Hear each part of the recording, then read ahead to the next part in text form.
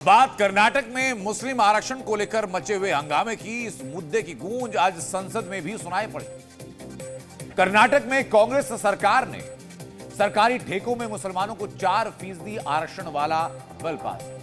अब 2 करोड़ तक का कोई भी ठेका होगा तो उसमें मुसलमानों के लिए अलग से 4% का रिजर्वेशन होने जा रहा है। संविधान में धर्म आधारित आरक्षण का प्रावधान नहीं। ऐसे में इस पर जब कर्नाटक के डिप्टी सीएम डीके शिवकुमार से सवाल किया गया तो डीके शिवकुमार ने कहा कि जरूरत पड़ी तो इसके लिए संविधान में भी बदलाव किया जाएगा और इसी बयान पर अब उनके ऊपर हमला किया जा रहा है। And in what manner you want to change the Constitution of India to provide reservation to Muslim community? I want clear-cut reply and position from the Congress Party President, who is leader of the House. Honorable Minister. और ये लोग बड़े संविधान के रक्षक बनते हैं और ये लोग संविधान की रक्षा करने की बात सारे देश को बताते हैं, ढोल पीटते हैं, वो संविधान की धज्जियां उड़ाते हैं। ये इसके लिए हम रोक करते हैं। यानी बीजेपी अब उस पिच पर बैटिंग कर रही है जिस पर कांग्रेस लोकसभा चुनाव में बीजेपी को घेर रही है। कांग्रेस नेता राहुल गांधी का संविधान वाला सियासी हथियार अब बीजेपी के हाथ में।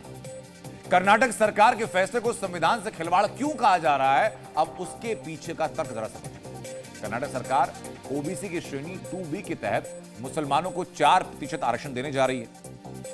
ये समझिए जरा, ओबीसी की श्रेणी 1 में 17 मुस्लिम जातियों को पहले से आरक्षण मिल रहा है। यानी 17 मुस्लिम जातियां हैं जिनको पहले से आरक्षण है। ओबीसी की श्रेणी है 2A जिसमें 19 मुस्लिम जातियां हैं जिनको पहले से आरक्षण दिया जा रहा है। अब नई श्रेणी है 2B। उसी को लेकर सवाल है। सवाल यह कि अब श्रेणी 2B में सभी मुस्लिम जातियों को फिर से रिजर्वेशन क्यों, वो भी बिना क्रीमी लेयर लागू किए। बीजेपी इसलिए हमलावर है और कांग्रेस अब सफाई दे रही है। संविधान बदलने की बात करना निंदनीय है, दुर्भाग्यपूर्ण है। किसी भी सूरत में हम इसे होने नहीं देंगे। यह किसी बड़े षड्यंत्र का हिस्सा है और डॉक्टर भीमराव अंबेडकर सहित सभी संविधान निर्माताओं का अपमान है। भाजपा के झूठ से देश को आगाह होने की जरूरत है। ये बातों को जिस झूठे कॉन्टेस्ट में देश के सामने रखते हैं वो बहुत शर्मनाक है और हाउस में भी उसी तरह से झूठ को जस्टिफाई करने की कोशिश कर रहे हैं। बेसिक स्ट्रक्चर की बात करें संविधान की, जो केशवानंद भारती के केस में भी सुप्रीम कोर्ट की 13 जजेस बेंच ने कहा था, वो बेसिक स्ट्रक्चर के भी अगेंस्ट है, क्योंकि बेसिक स्ट्रक्चर माने संविधान सर्वोच्च रहेगा और संविधान की आत्मा, संविधान की मूल भावना जो संविधान बेसिक बना उसे छेड़छाड़ नहीं होगी। तो इस तरह से अगर हम देखें तो वो नहीं है बिल्कुल भी जो संवैधानिक।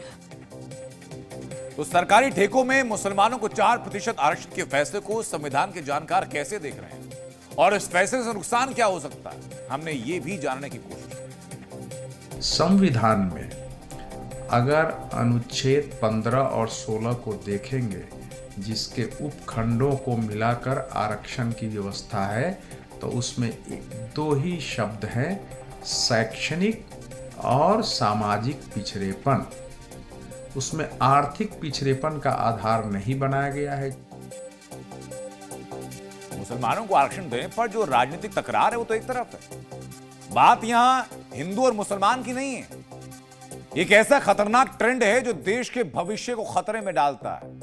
ये ट्रेंड जो काबिल हैं उन्हें उनके हक से वंचित करता है। ये ट्रेंड भेदभाव पैदा करता है, इसलिए इस ट्रेंड पर सवाल होने चाहिए, इसकी मुखालफत में एक स्टैंड खड़ा होना चाहिए।